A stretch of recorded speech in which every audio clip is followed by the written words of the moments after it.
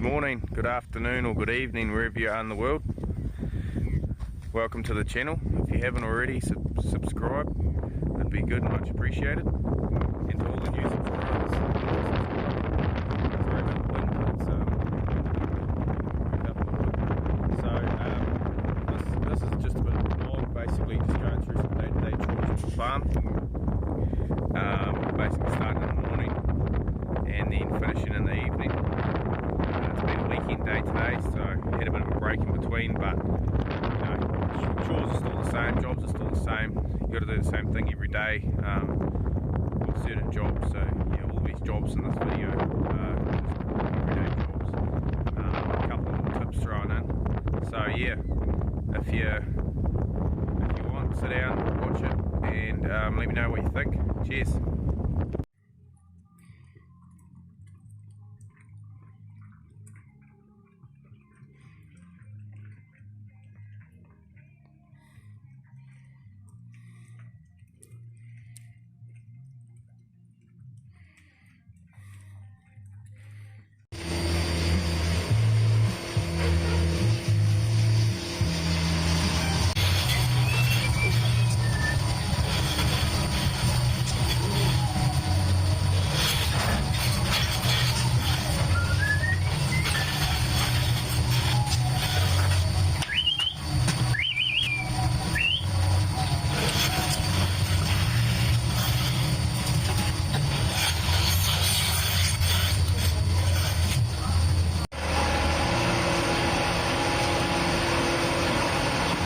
Another milking smashed out in record time. Cuts on at 5 o'clock, cuts off at finished milking at 7, so that's pretty good. So it's just a matter of putting the wash through now and just going out and making sure that we've got water going into all the cups so that they're washing properly.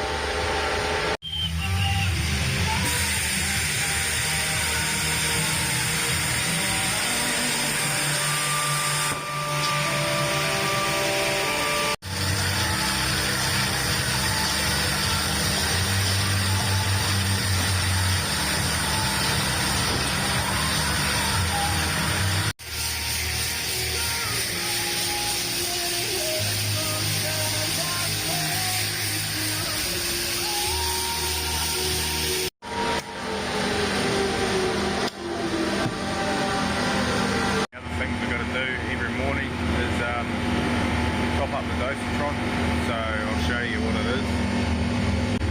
Hope you can hear me. So every day the cows get 2 bags of mag sulphate into the drum, and they get to that black line on that jug full of minerals. Put that in there, top it up with water, and Dosatron puts the right amount of mixture into the water source for the cows, and then that gets fed to their troughs, of course, when they're drinking. So that keeps them all tickety-boo and keeps on moving.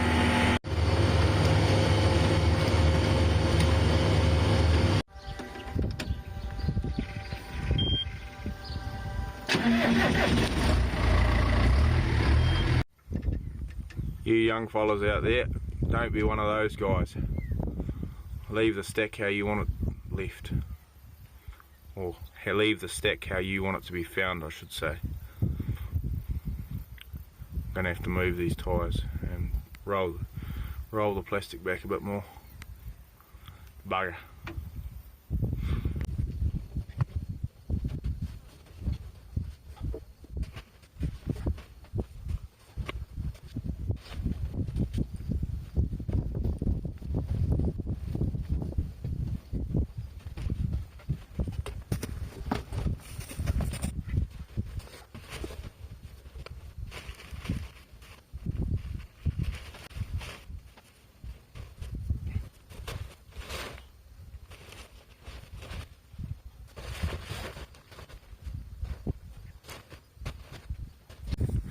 Well, that's the pain in the arse job out of the way.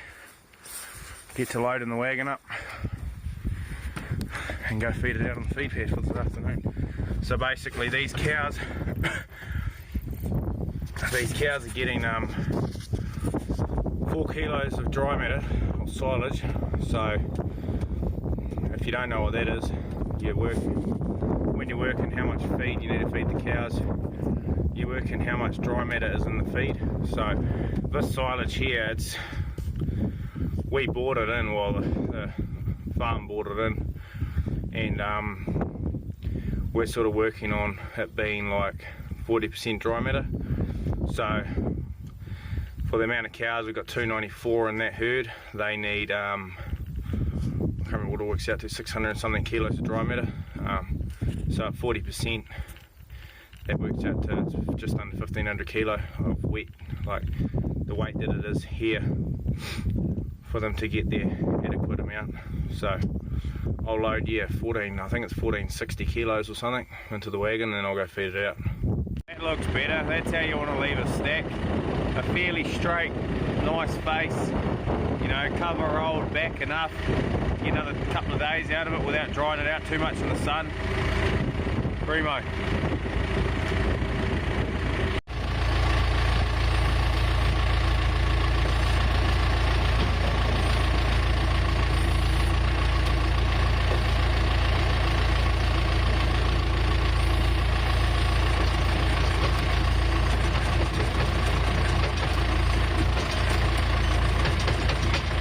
If you're wondering how many kilos, or how we know, where are we? Focus, you bitch. So there's 700 kilos in there now, so another decent load like that and we're good to go. Yeah, 700 kilos.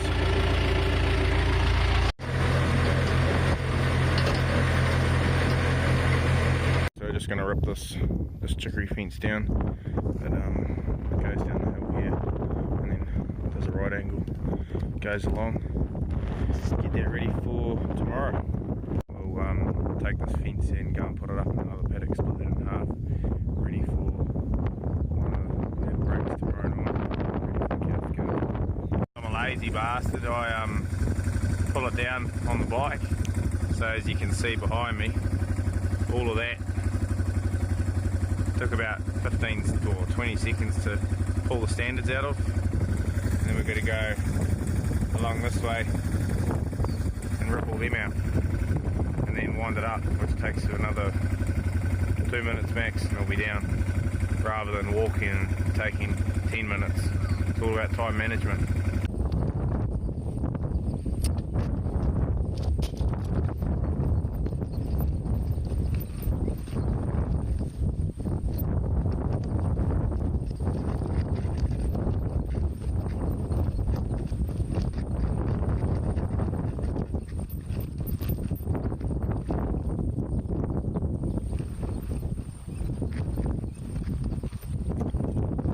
That's that job done.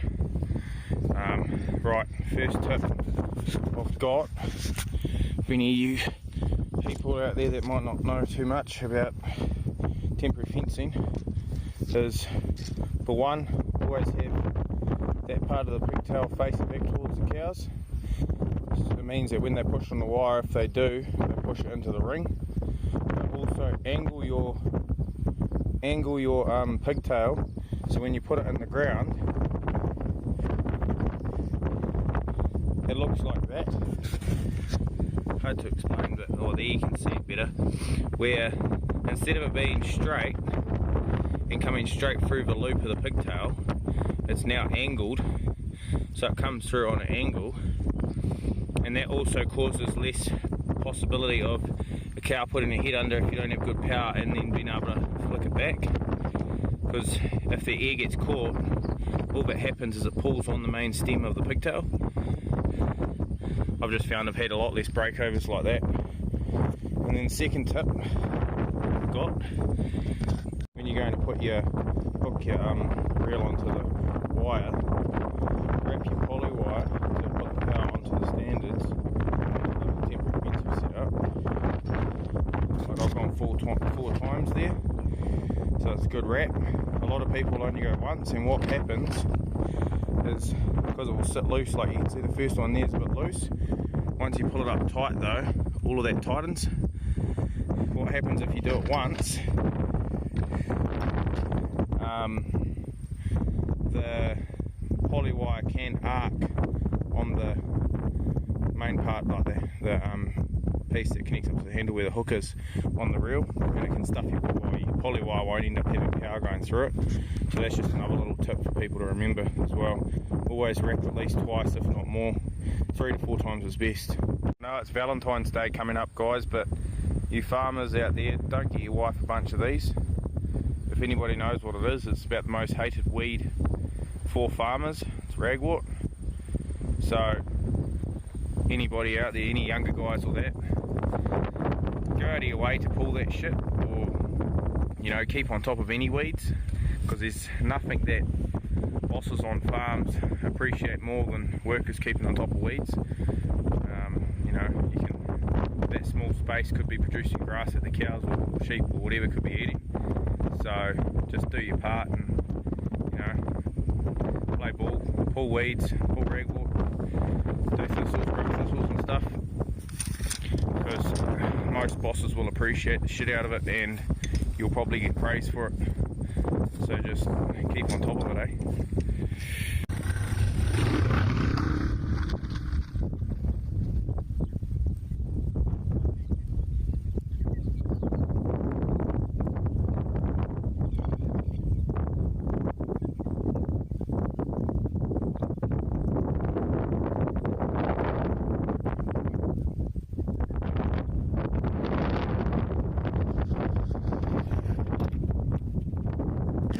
About wraps it up for today's video, guys. Thanks for watching, if you made it to the end, and yeah, let me know on what you think. Just went for one last little ride around the cows before I locked them away for the night. We use these bat latch automatic gate remove or release. So basically what happens is you can set the clock on these, set it to the time you want it to go off for the cows to start getting to the shed or the feed pad, what have you, and yeah, it automatically releases a bungee and the cows just head out of the paddock. So yeah, if anyone wants to see a video done just specifically on them at some stage, let me know, because I'll be happy to do that and demonstrate what happens with them. But yeah, just lock these away. Got the other herd to lock away because we are split calving on this one. So this is the spring herd, I'm just locking away now, and then the other girls on autumn calving herd.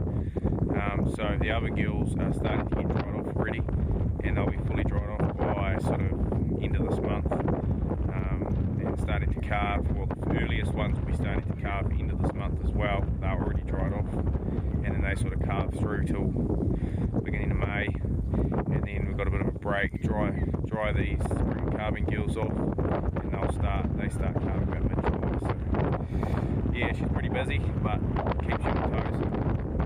It's good, keeps your mental health good, as long as you can get off farm as well. But yeah, and on that note, guys, just get out each day.